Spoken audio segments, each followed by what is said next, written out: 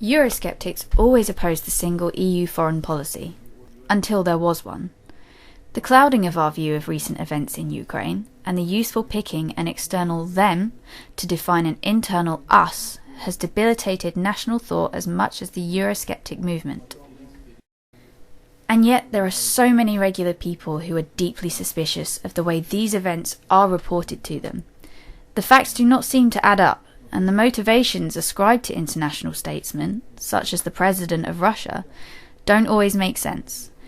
And the actions of our own governments aren't always easily justified to us.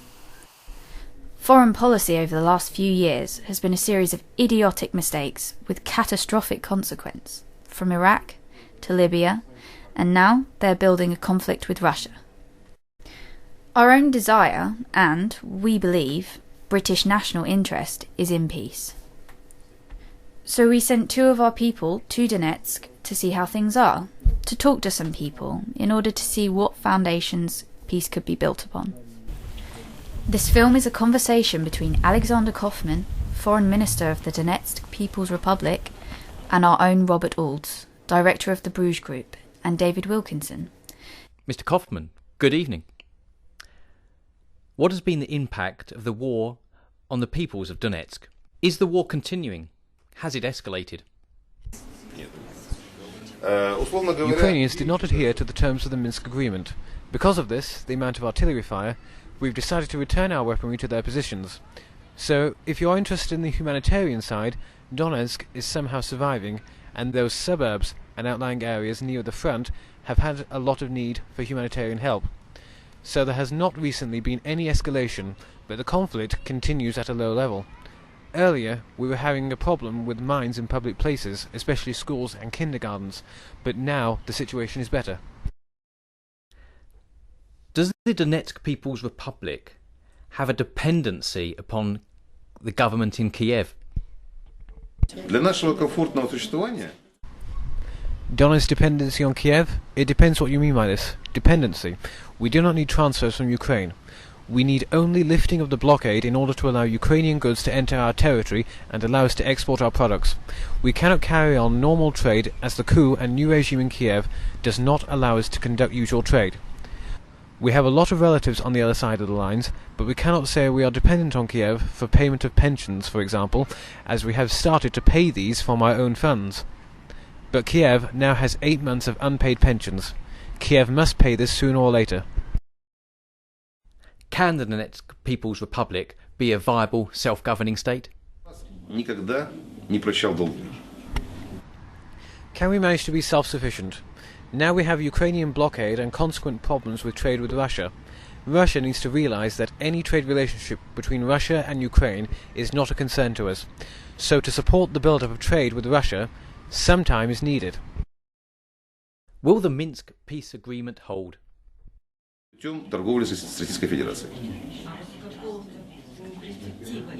The Defense Minister of Ukraine has stated a 4th wave of mobilization has begun. Heavy weaponry is moving up to the front, and also on the Ukraine side are some foreign volunteers. So there is a possible imminent hard escalation. In this we could compare Israel and Donetsk. Usually when Israel is attacked, Israel gets stronger and expands. Similarly, it will be here. You're the Foreign Minister of the Donetsk People's Republic. But in reality, isn't your state just an extension of Russia?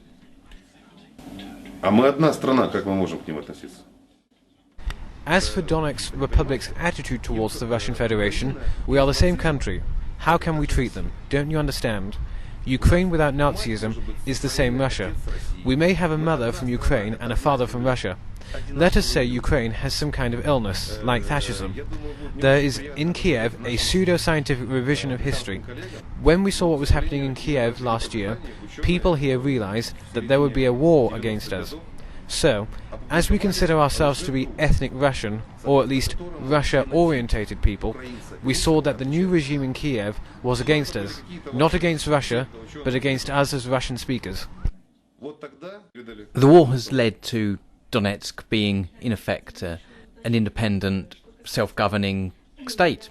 Not recognised, but it has a degree of independence at this moment. Is your state purely just for Russians? In Donetsk, we make no differentiation between nationalities present.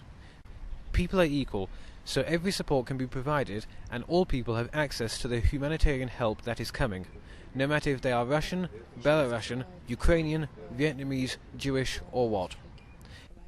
Do you envisage any opportunities for the Donetsk People's Republic to rejoin the government of Ukraine and be part of Ukraine once again under Kiev?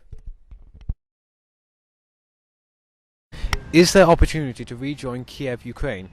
If Kiev attacks us again, our army would not stop. So more likely that Kiev would be part of our territory.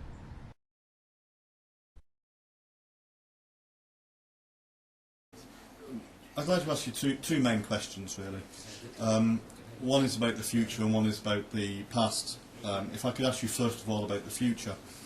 It seems to me that there are logically three different possibilities for the future. One is to create a fully fledged independent state that is internationally recognised and goes on to a normal future. Another option would be to be absorbed into the Russian Federation, and another option would be that there would be some change of government in Kiev which would make some kind of new kind of federation possible. Which of those three are in any way at all acceptable?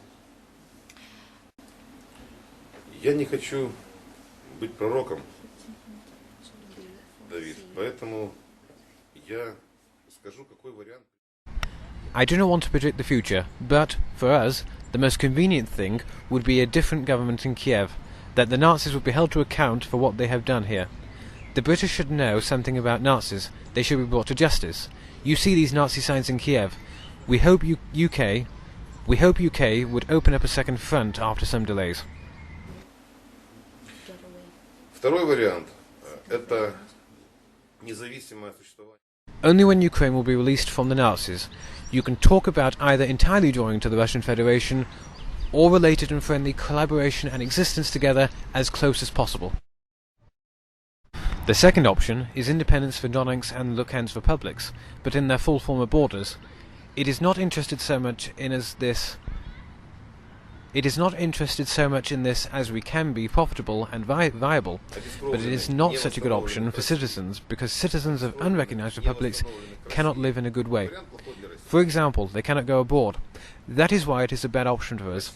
The third variant, to join Russia, is a bad option for Russia. And also for us, if ever we were able to join, we would need to join as equals and not be absorbed from less than equal status. You did not ask about the fourth variant, and I am grateful to you for this.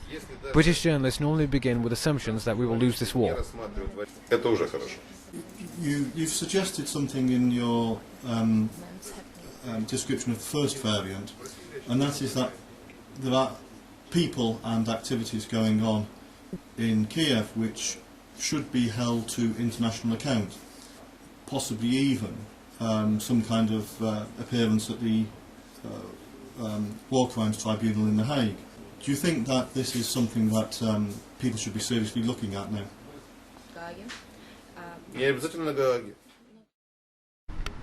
Probably yes, but maybe a Slavonic tribunal. Maybe here in Donetsk. But some kind of international. It is a matter of where it would take place. The European Union lost forever the opportunity to judge our conflict because of so many lies, provocations, supplies and support to our enemies. So at the moment, the EU has a completely opposed point of view and has its own objectives. Considering the EU, our citizens react very strongly against it. Because of its policies and actions, the EU politicians have to live with consequences. This brings me on to my second question, and this is about the past. Some people say that this conflict was inevitable. It could well be that it wasn't inevitable at all, that it could have been that there would have been a different government in Kiev who would have managed things in a more respectable and responsible way. The old Ukraine may have evolved into a happier federation which respected all of its citizens. It's possible. What I'd like to ask is whether or not you feel that the European Union behaviour before the euro-maidan revolution and even subsequent to that, has been irresponsible or even deliberately harmful? Do you feel that had the European Union not acted the way it did, that this conflict may never have happened? Сложный вопрос. На мой взгляд, It is a difficult question. This war brings too much profit to the USA and EU for it not to happen. We can speculate who is really in charge, Yanukovych or nowadays Nazis. Everyone participated in this course of events. Дэвид, до последнего, нас уже убивали. David, till the last moments, until they began to kill us, we asked for referendum on opportunity to have a federal structure within Ukraine. But when events occurred in Odessa, when more than 200 people died, with more than 40 in Mariupol, and in the police department when the bombing of Slovensk began, they started this war with batons, but soon began the use of heavy artillery against us. Since then, many more have died. You have heard the proverb that an army can shoot once on its own citizens, and the next shot will be against a new nation. So after the use of artillery, the new nations of Donetsk and Luhansk were inevitable. In response to speculation about EU motivations, I would like to ask you which countries suffered the most economically, I emphasize economically, in the Second World War. Экономически, я подчеркиваю. Пострадала в результате Второй мировой войны. Stalin famously said that the British contribution had been time, the American contribution had been money, and the Russian contribution had been blood. But I think that Britain paid most of all. Помимо времени, Англия потеряла в результате Второй мировой войны последствия. Along with time, Britain lost its colonies, its navy, the prime position in the world, and an empire on which the sun never set. Britain turned into the usual European country. Now it happens again. When EU begins to rise and go away from the USA, destabilization appeared here. But it will cause some consequences to Europe. Look at the sanctions the EU imposes on Russia. They are emotional. They will have bad consequences for Europe.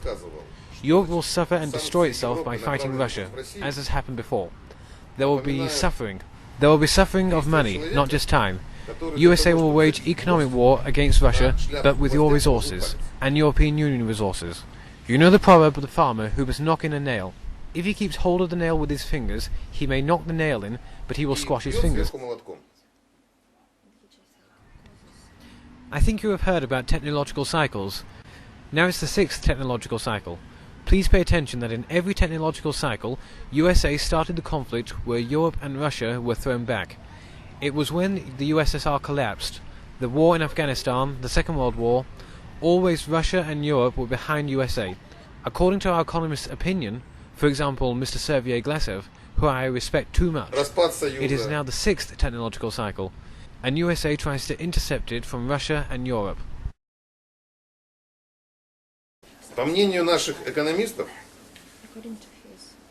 того же Глазьева, которого я очень уважаю как экономиста, many peoples in the Donbass region, in Donetsk region and Luhansk, do not accept the rule of Kiev. And when there was protests in, say for instance, Mariupol, which you referred to earlier, there were atrocities committed to reimpose the rule of the current regime in charge of Kiev.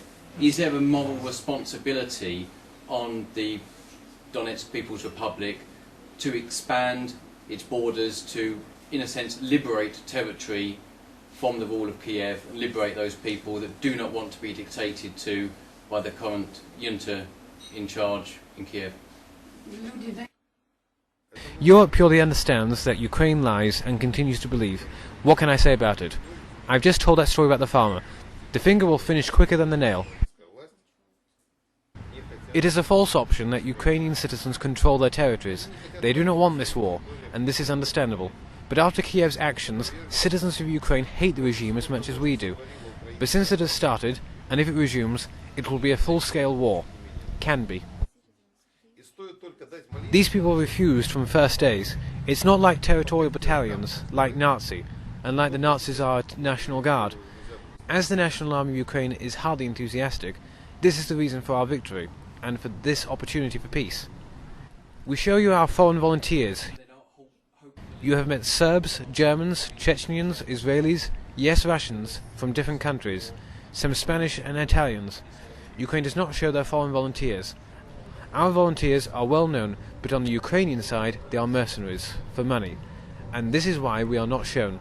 Graham Phillips, a British journalist working for Russia Today, does not carry a rifle, but tries to allow our side to be heard so that we can consider that he is fighting war with words.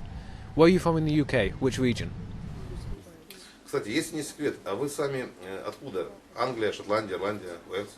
Вы сами? Лондон. Скажите, если бы... Yes, and I think David was born in Wales, like John Hughes, who founded Donetsk. But if Scotland had voted for independence last month, I think you would have been against this, but you would not have taken up arms and gone to kill the Scots, or those Welsh who vote to separate. This is the question we should put to the viewers. Why you English would not go and kill Scots if they had voted in referendum?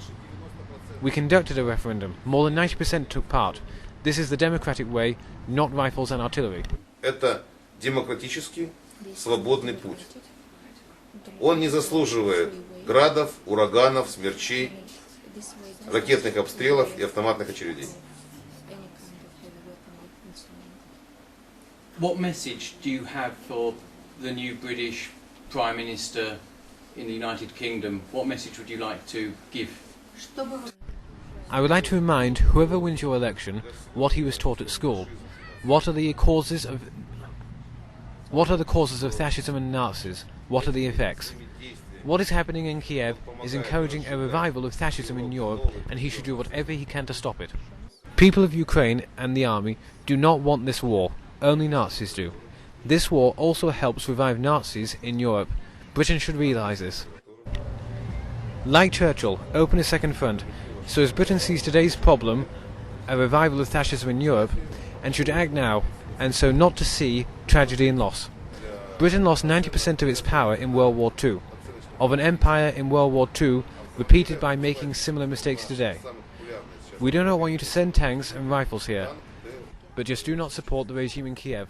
When the Austrian Freedom Party gained power in Austria, the EU had actions against the Austrian government, and now there is a far worse regime in Kiev, but there is no action from the EU.